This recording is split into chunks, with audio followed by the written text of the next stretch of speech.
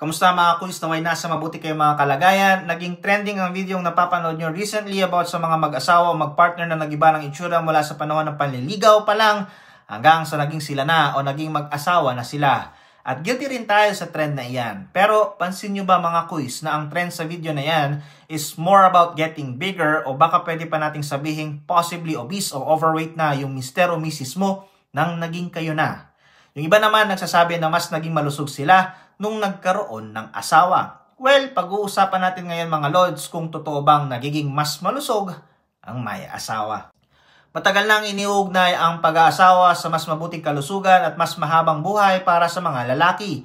Ngunit isang bagong pananalisik mula sa Poland ang nagpapakita ng kabaliktaran. Ayon sa National Institute of Cardiology sa Warsaw, may 3 beses na mas mataas na posibilidad na maging obese ang mga lalaking may asawa kumpara sa mga walang asawa. Sinuri sa pag-aaral ang datos medikal ng 2,405 na katao sa Poland na may average na edad na 50. Natuklasan nilang 3.2 times na mas mataas ang tsansa ng obesity sa mga may asawang lalaki kaysa sa mga walang asawa. Ano nga ba ulit ang obesity mga kuis? Ang obesity ay isang chronic, progressive at pabalik-balik na kondisyon na maaari namang gamutin o bigyang lunas. Karaniwan itong sinusukat gamit ang Body Mass Index o BMI kung saan ang BMI na 30 pataas ay tinuturing na obese. Ang sobrang timbang lalo na kung labis na taba sa katawan ay maaaring magdulot ng iba't ibang problema sa kalusugan. Ang pagbawas ng timbang ay maaaring makatulong upang maiwasan, mapapagal o mapabuti ang mga kondisyong ito.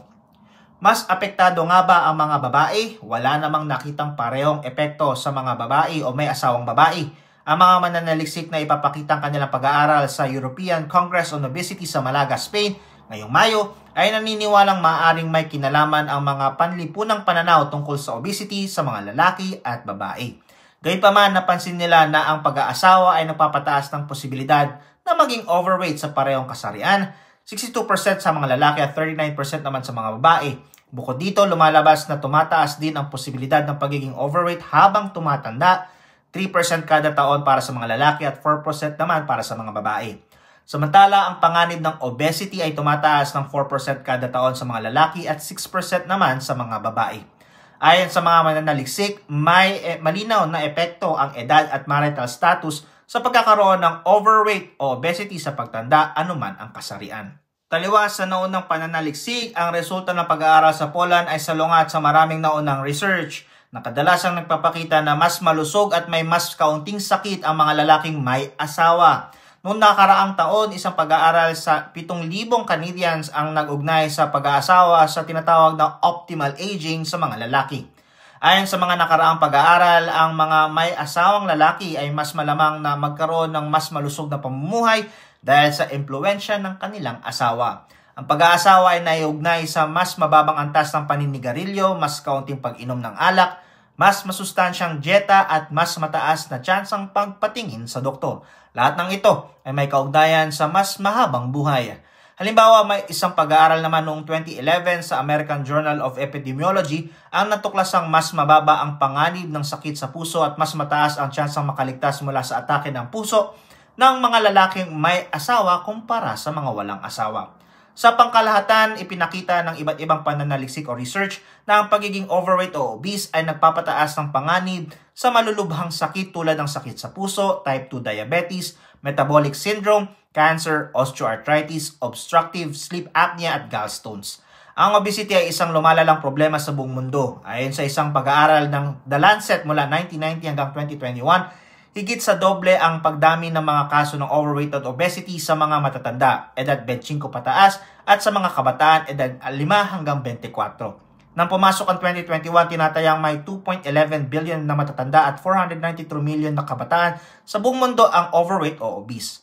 Ngayon, mas naunawaan ng mga eksperto na ang obesity ay hindi lamang dulot ng maling pamumuhay, kundi bunga rin ng genetics at kapaligiran. Bagamat patuloy ang mga research kung paano mapapababa o mapapanatili ang tamang timbang, may ilang napatunayang epektibong paraan. Una, iwasan ang mga processed carbohydrates. Maraming ebidensyang nag-uugnay sa refined grains at added sugar sa pagtaas ng timbang. Kumain ng mas maraming fiber. Ayon sa mga eksperto, nakakatulong ang gulay, prutas, whole grains at legumes. Regular na mag-exercise. Ang pisikal na aktibidad ay mahalaga upang mapanatili ang tamang timbang. at humingi ng tulong kung kinakailangan. Ang obesity ay tinuturing na isang sakit kaya makatuwirang lumapit sa mga profesional sa kalusugan. Sa medical na definisyon, ang obesity ay isang kondisyon kung saan ang BMI ay 30 o higit pa, habang ang pagiging overweight naman ay nasa BMI na 25 to 29.9.